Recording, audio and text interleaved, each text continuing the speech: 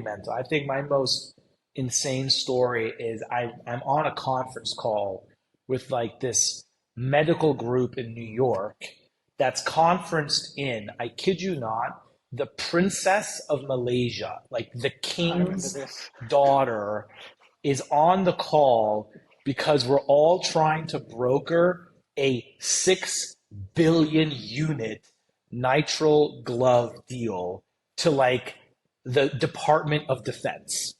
And I don't like, I'm sitting in like my boxers on the terrace in Puerto Right. Rico. Money must be funny in a rich lad's world. Money must be lovely in a poor lad's world. And we're back after an incredible opening jingle that took us a long time to script, produce, and that intro video that I pieced together. Thank you for joining us again. This is the Rich Lad Poor Lad show. My name's Oliver. I'm Leo. Thanks again for joining us. And yeah, thanks, Ollie, for the hard work putting together that HBO quality introductory video. Hey, only the best for Rich Lad Poor Lad. Only the best.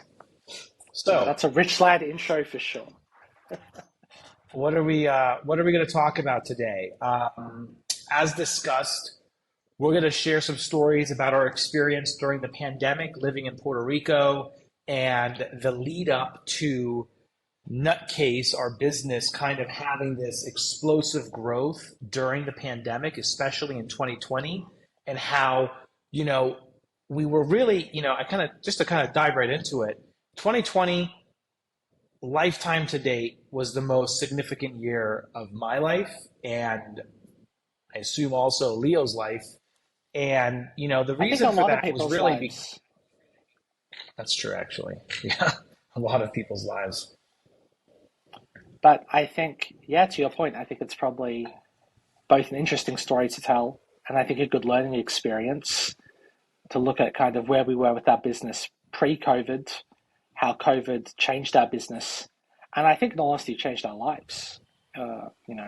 With the kind of implications on the market we sell into and the growth that our business saw from it. But I'll let you get back to it. You're kind of giving background about where we were just before COVID.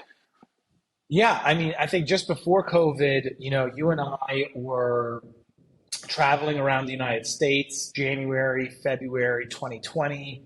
We were going to trade shows. We were, really hustling hard. It was really just the two of us. We were the sales team. We were the operations team. We were, the design team, obviously with Ross, my dad, who's working from Italy. But it was really just Leo and I kind of doing it all. And, the story goes, we were in Connecticut helping our Aunt Carol move houses. She was switching homes, and lockdowns were on the books. We started hearing about this happening around the country, in Europe and in Asia. And we were just like, let's not get stuck in Connecticut. Nothing against Connecticut, but we're warm blooded. We like being in like warm weather. We were kind of like, how do we find a place that is a little bit more warm and beautiful to like hang out in during the winter? And so, what's the story? Didn't we look at the Dominican, or where were we looking originally? We were driving, if I remember correctly, we'd done a trade show in like Indiana or Ohio or some sort of area, and we were driving and just looking at Google flights. We knew we weren't going to be in Connecticut, so where we could fly to for New York on the cheap. Right. And we saw that Delta had $35 tickets from New York to San Juan, Puerto Rico. And so we said, well, it's part of the US. We've never been. The Caribbean sounds fun. Let's have a look at Airbnbs. Then, if I remember correctly, we were in my aunt's house on her television with the computer connected, Mm-hmm. looking at potential Airbnbs.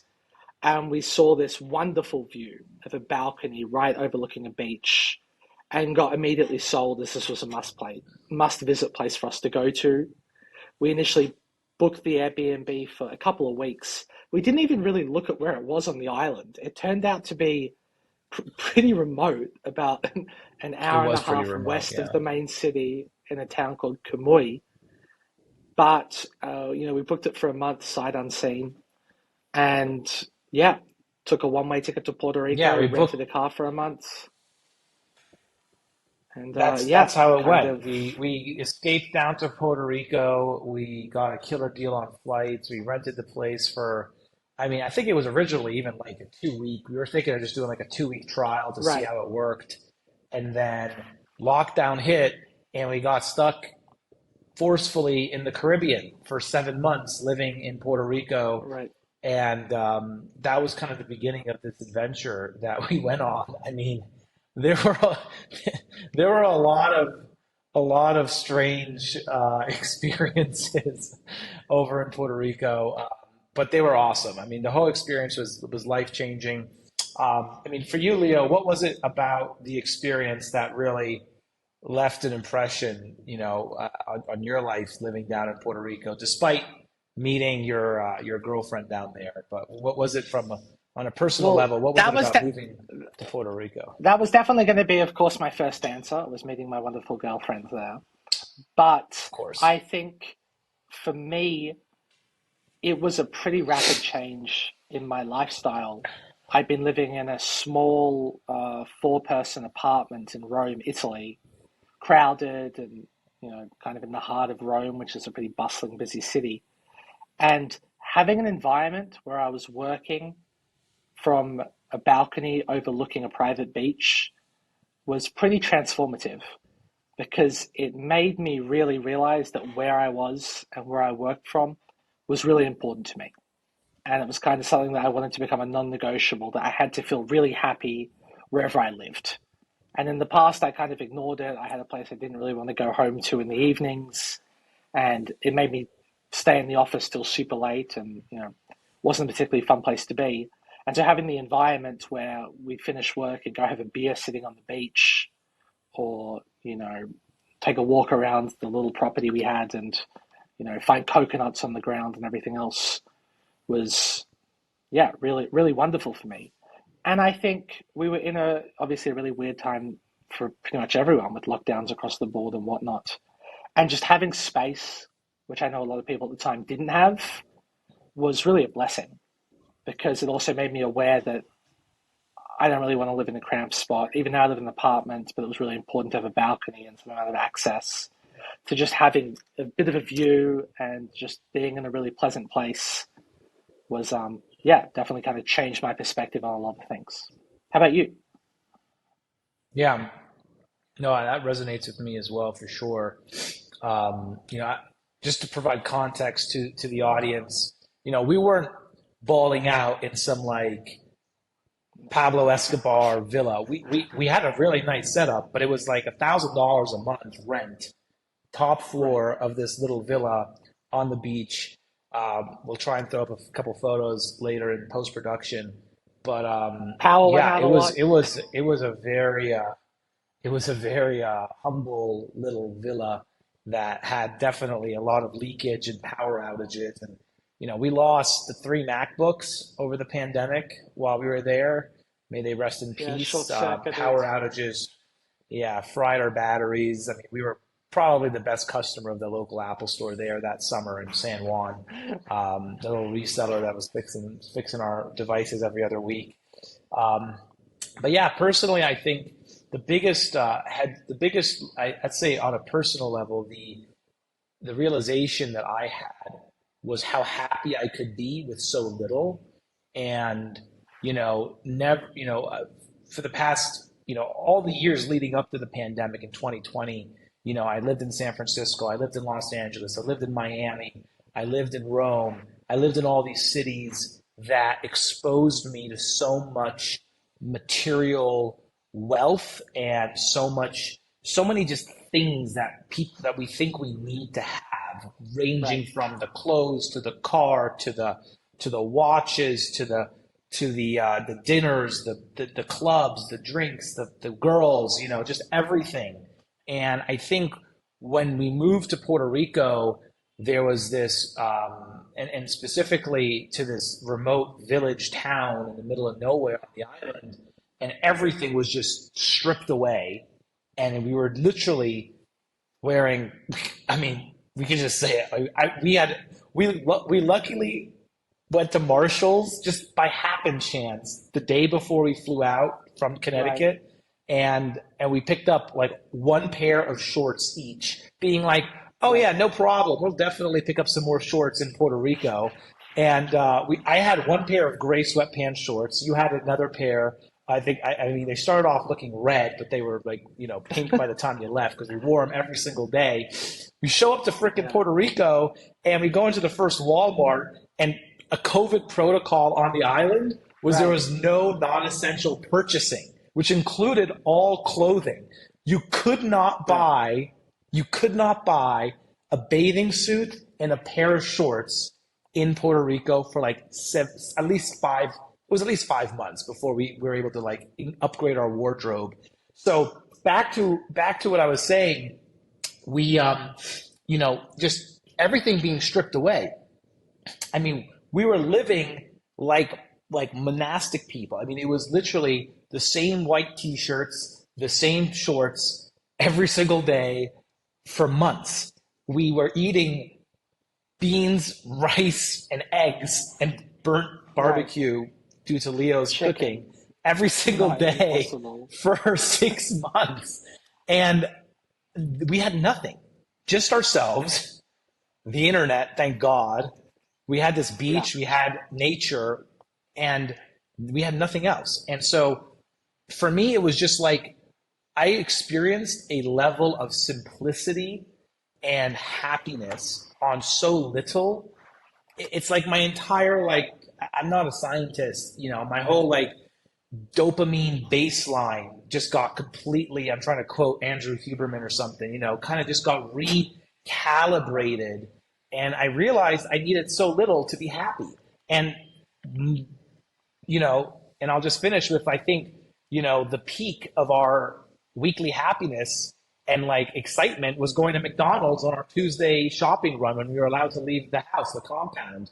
We went to McDonald's and Right. we went to the grocery store, and that was just like this spike of like excitement, adrenaline, and dopamine that that would hit us. But yeah, I mean, I think that was probably the biggest, just to be direct, the biggest takeaway was just how I proved to myself I don't need much to be happy. I don't need a lot of the things I thought I needed. And that was really profound. Yeah, and when you have a reduction in choices, it does make you appreciate the little stuff a lot more. Like when we could eat Hmm. anywhere around, it was every restaurant later on in the trip.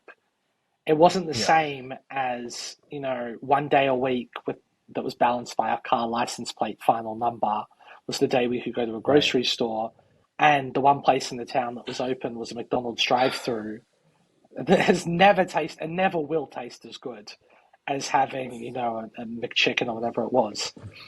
But yeah, and I think, yeah, that's definitely stuck with me, and it's kind of turned my life into, everyone's got their budget, they have the money that come in and where they want to spend it and where they want to allocate it, and it's made me realize that, some of the stuff I bought in the past is far less important to me. Just talking about the clothes, like still, we're not really Didn't you dropping just any buy a sort of Louis serious money Vuitton about shirt clothes. I did, I yesterday? did. 90% off. Massive call 90% out. off. No, no, but this is my exact point, right? I had one shirt. I wanted to buy something from a premium brand because I've never done that before. I waited. I've known my contact, who will remain nameless for the purposes of this, to basically was Your able to contact. provide Okay. a 90% discount on the product. And I waited for 10 years before I was able to buy something. I spent $150, right? Which is the most I've ever spent on a shirt, right? Wow. And I got a Louis Vuitton thing, That and is it gave true. me a huge amount I of can assure you, enjoyment. as his cousin and having spent a lot of time with him, that is a fact. You've definitely never spent more on a shirt than that. But this is my point. If it was so special, so awaited, it was shipped to me, it was so enjoyable to purchase, where I'm certain the people that Oh, shop in really? this sort of Okay. store with any sort of regularity have far less enjoyment from their purchases than I got for this one. And I know if I was buying stuff from there every week, it would not feel the same. It was like the McDonald's that we could have once a week because it was the only option. This was the only thing. Looked forward to it. And it was, huge gratification to get in the end. But my point more so talking about, and we can then talk to kind of how our business changed, is that it made me aware that I wanted to put more money into living in a place that I really enjoy and feel comfortable being in.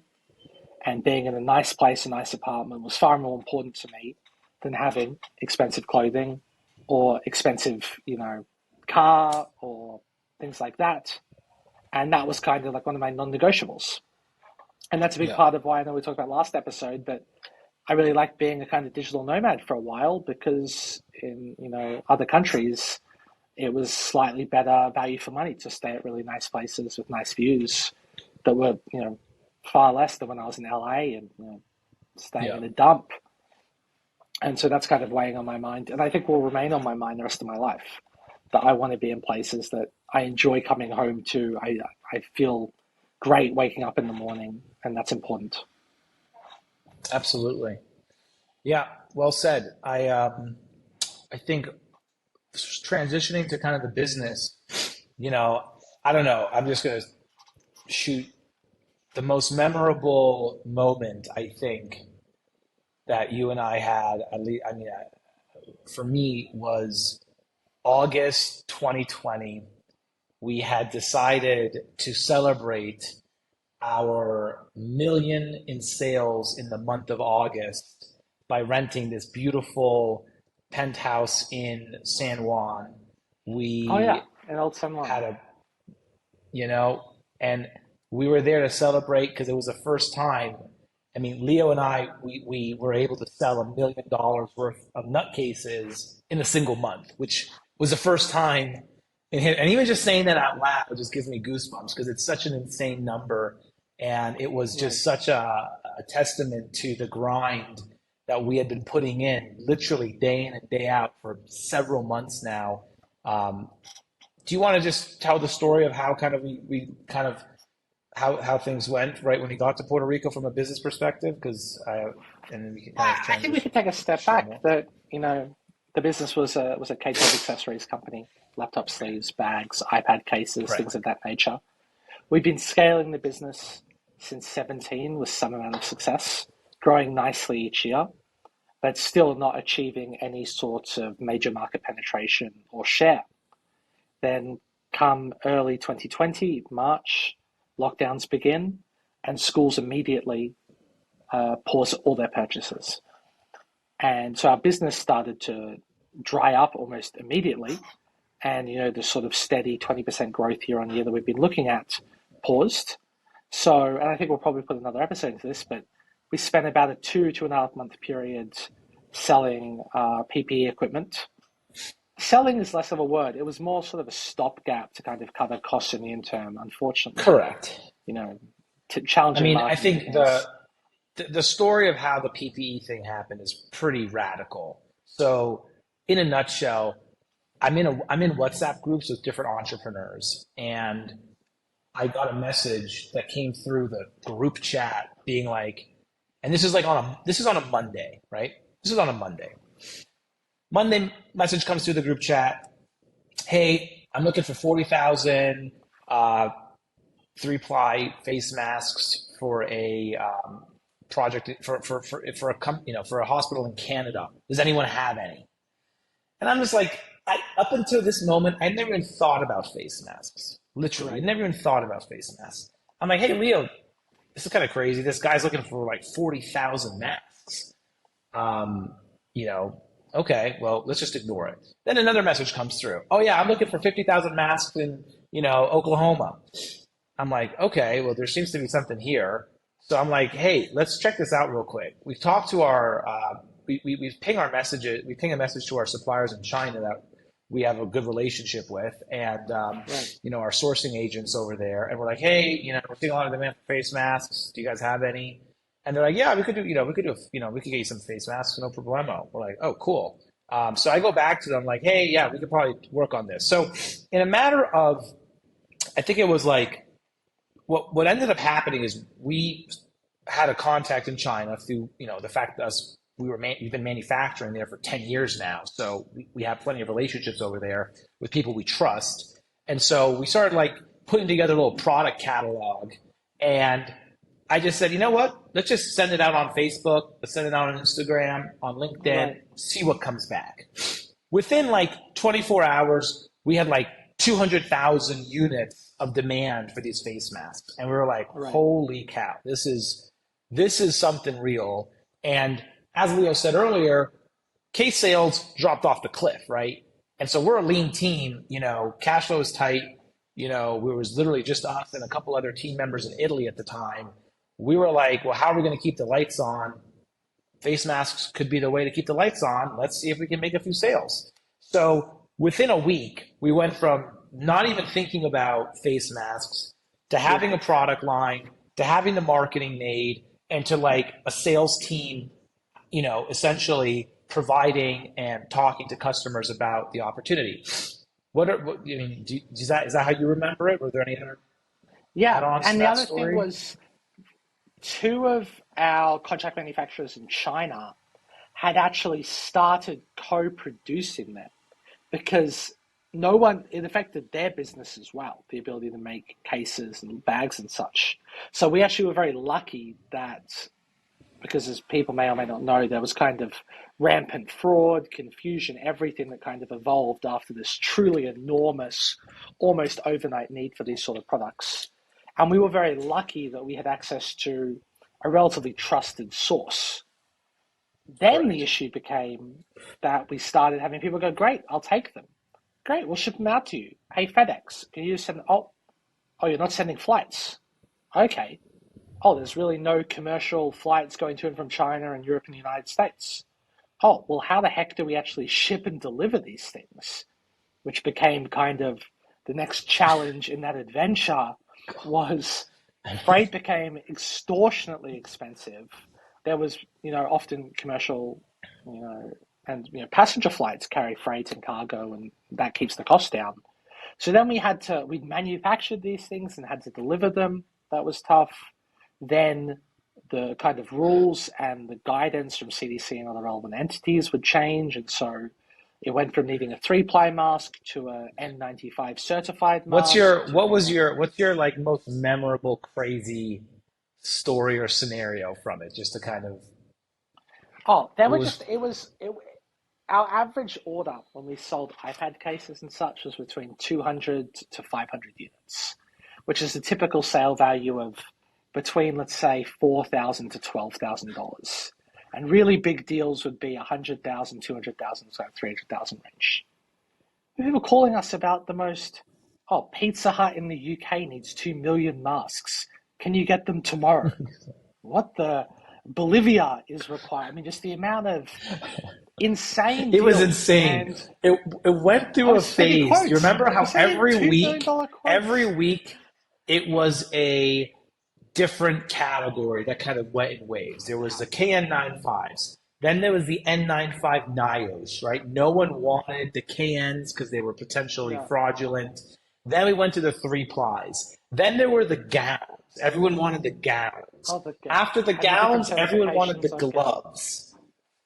Oh Right. my God. I mean, it was insane. And like, look, just for the audience, we didn't get rich selling face masks. We did not make buckets of money in the slightest. We made enough to cover We our made zero expenses. profits. We covered We made operating zero. costs for 2.5 months, We and we had an correct. enormous amount of stress because when We you had an enormous amount sell of stress. something that, It was crazy. well, yeah, because it was a product that people associated correctly with their safety, and it was, thankfully we were mostly providing them to other resellers. We didn't have many opportunities that were true kind of frontline healthcare clients. It was more pharmacies who were looking to help them to sell to consumers and those sort of opportunities. But even so, I mean, Yep. if you're late with an Amazon order or a shipment, people are unhappy. If you're late with something that people think, is going to protect them and their loved ones, that's a whole nother level of intensity and kind of customer support and managing expectations and orders getting cancelled and uncancelled and cancelled again. And it was really completely wild. It was mental. It was truly mental. I think my most insane story is I'm on a conference call with like this medical group in New York that's conferenced in, I kid you not, the princess of Malaysia, like the I remember king's this. daughter, is on the call because we're all trying to broker a 6 billion unit nitrile glove deal to like the Department of Defense. And like I don't like I'm sitting in like my boxers on the terrace in Puerto Right. Rico, and I'm just like trying, it's like it was just one of the most insane situations. We did not close that deal, and the majority No. of all these big opportunities fell apart. And I mean, there was that one guy who's like, "We've got the stock. I got my brother. He's gonna get in a truck. He'll rent a U-Haul. You say Oh go. yeah. I've got my brother. I'll pay him 5 grand. He'll drive from California to New York today to make the delivery. Let me know. I will make it." I mean, it was just like the stories were just insane. And thankfully, like we It said, we were able shifted to so break even. quick. Yeah, We but it didn't have to shifted lay so quick. anybody off in the company Yeah, either. And that was that's a good. huge, that was like honestly the real value of having been able to do the face masks during that time.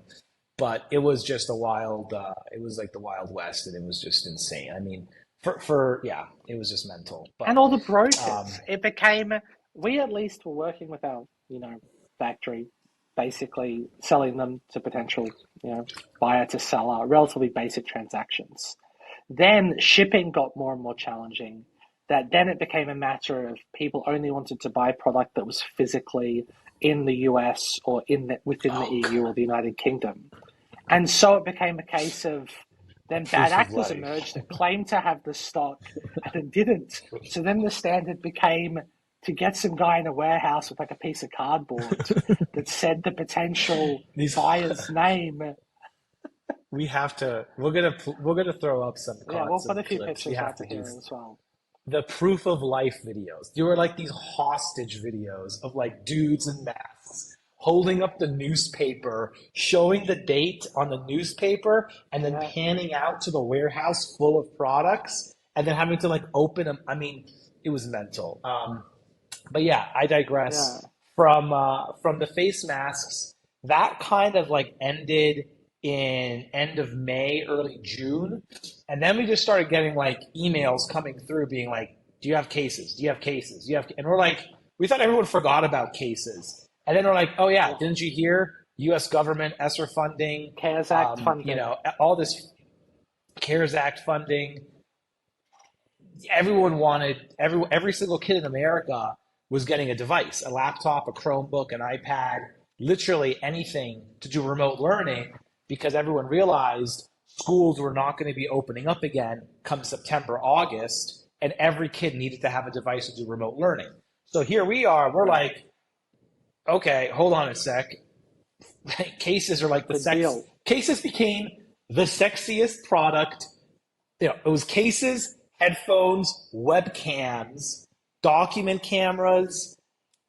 Any other? And What were the devices. other? Yeah, devices. And There were devices. massive device shortage availabilities, so stuff started getting refurbed, stock would, and what was funny was the experience in the PPE game for that brief period of time actually gave us a little crash course into finding a product in incredibly high demand. So I think we were more ready Yeah, to manage the wave of, because we started doing proof of life videos for our cases. We actually we did. then kind of copied the idea and started saying, I hey, remember.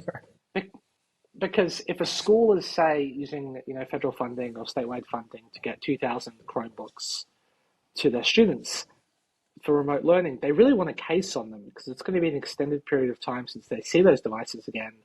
And it really was important, the timing, that they got something as quickly as possible to put on a device and hand to a student so as little learning is interrupted as possible. And so, they would say, I want to order 1,000 units. We go, great, we have them in stock. They go, do you?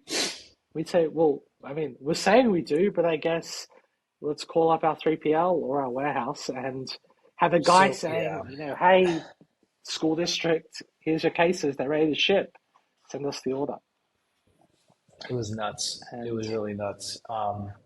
Yeah, but I think just honing out. I mean, 2020, it became a landslide of demand for our product category. And like, it wasn't, you know, like the way I really see it is it was yeah, like Leo said, thanks to the preparation of seeing the demand in face masks and kind of going, working in the trenches there, that definitely prepared us for it. But reflecting on that experience, I also feel like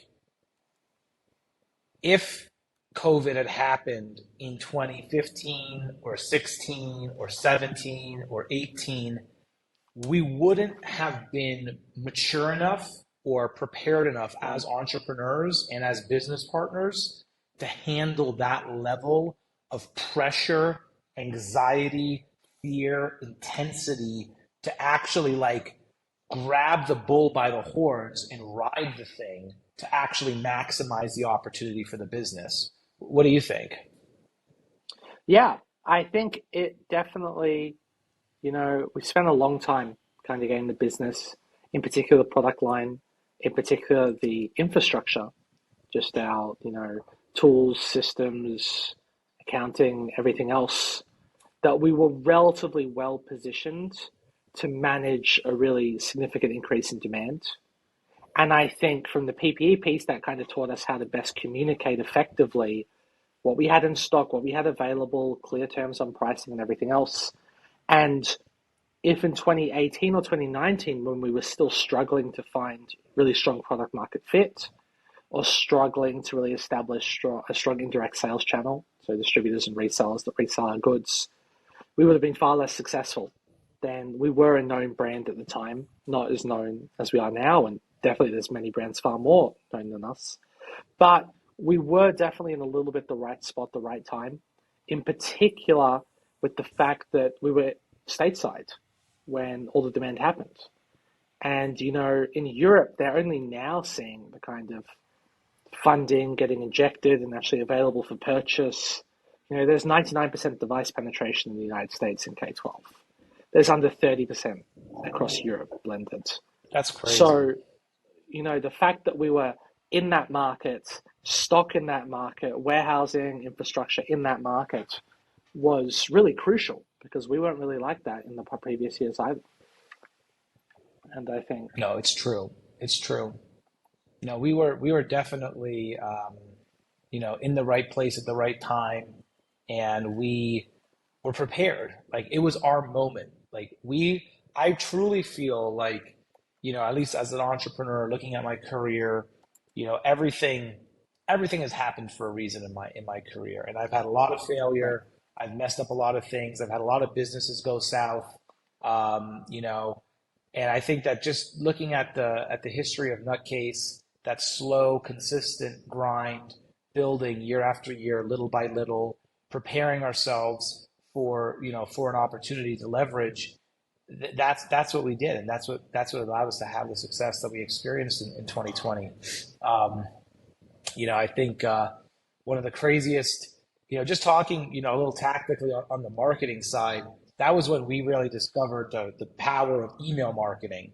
And I think one of my fondest memories was like, oh, we just got a cold email from some bro trying to sell us like data, like contact information for schools. And like we used to get this stuff all the time, but we'd always kind of just brush it off. And our business is going to trade shows. We go to trade shows. That's how we generate leads. That was like our mindset at the time. And we just got this email. And we're like, you know what? We're not going to trade shows anytime soon. Let's give it a shot. So we bought, I think, 10,000 emails from a email list provider. We stuck them into MailChimp, even though you're not really supposed to be using MailChimp for cold email. We're like, screw it, let's just try it anyway. And we sent it out. We sent an email out that was just kind of like a generic email, like, hey, this is NutKase, we're making cases. If you want a free sample, click the link, fill out the form, let us know.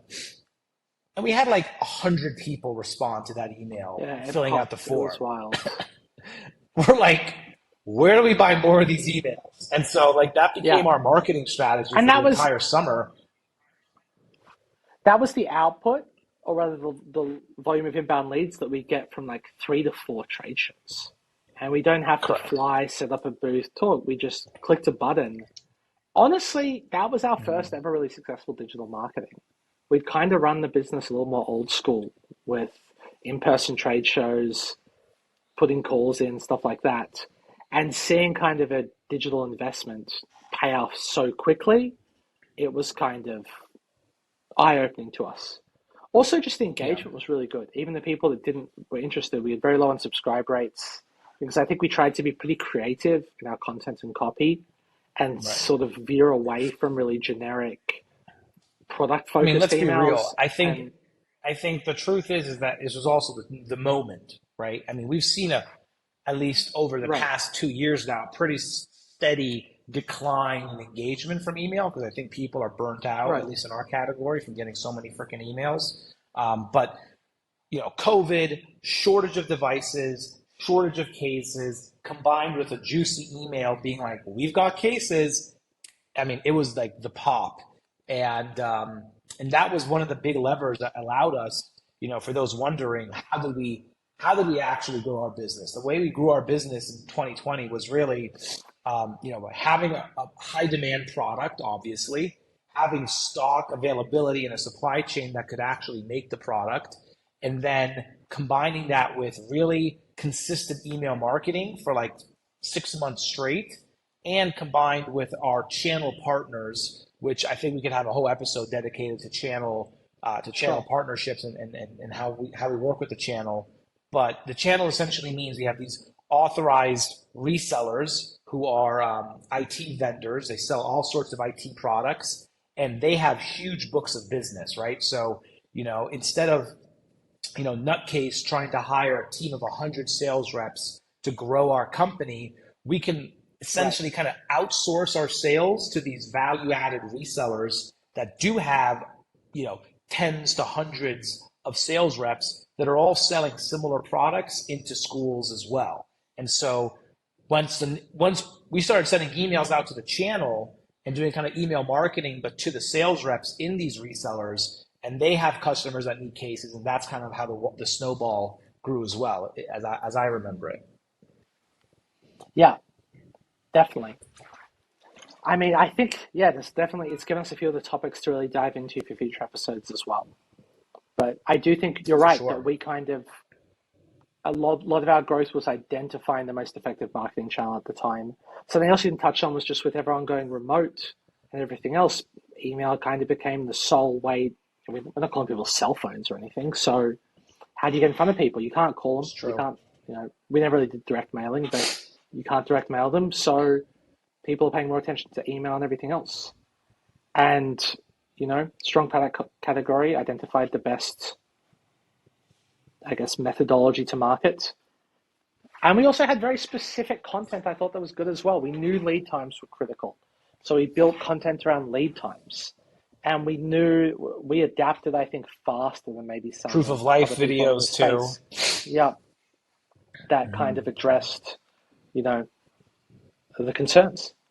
And I think that if we got into that situation again, I think that's the most important thing I do is step back if we find ourselves in a really high demand area and look at what's the most effective way to communicate what people need to hear, what channel, and just go super deep on that channel and Yep.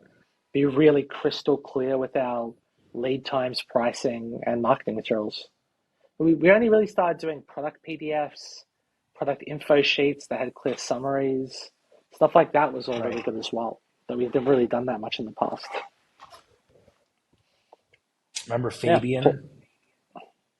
Fabian, shout out Fabian, guy cold calling Shout out out to of Puerto Fabian. Rico. I'm on the beach having a beer, and these two Puerto Rican bros He just rock walked up. past. They're like Yeah, 18 years old. They're like tattooed, hanging out. Nothing against tattoos, but just I don't know. There was just these two dudes that rolled through and sat down with me. We had a drink together, and I was like, "Hey, do you guys want to make some cash?" And they're like, "Yeah. Well, can you speak good English? Can you cold yeah. An call for hour us?" So we later, literally we set have the up a guy with the little. headset. We had the guy with the headset on the terrace doing the cold calls with us, just outbounding.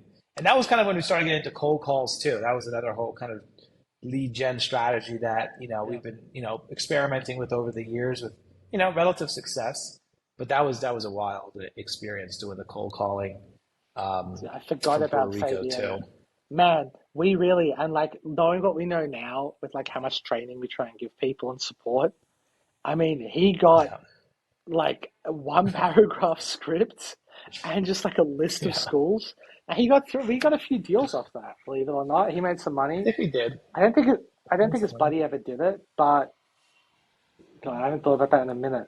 It is enjoyable to recollect like this because you do forget sometimes how far we've come and kind of how much we've Oh learned my over the God, past few years as well. absolutely. Yeah, it was a journey, and then towards the tail end of the pandemic of 2020, we wrapped up, ended up going back to Italy for a few months to work from there, Yeah, and then signed a lease in Miami Beach and moved to Miami in 2021. which was a vibe First in time and I of ever signed a lease itself. for a year in my life. Only time I've Miami ever signed a 2021. lease. You know. Exactly. Well, this was a great episode. I'm glad that we had a little deep dive into Puerto Rico, face masks, the experience of building our business during the pandemic, and obviously being very blessed that our business was on the upside of COVID. We know a lot of entrepreneurs and businesses got devastated, and you know, there's really not much to say there other than that is Yeah, just a tragedy, and terrible. we know the pains of what it's like to have businesses go south because yeah, I've had two other failed startups in the past, so I know what it's like. But no, I think this was a good episode. Hopefully, you guys liked it. Please like and subscribe, like and subscribe. Follow us on social. I'm still getting used to the shout outs of what you do at the end of the YouTube video, but that's, I think, the main metric is like and subscribe. Leave a comment as well. Leave a comment. But thanks for watching, guys. Absolutely. Thanks for listening. Let us know if you're ever heading out to Puerto Rico. We'll give you some recommendations. Until next time, over and out.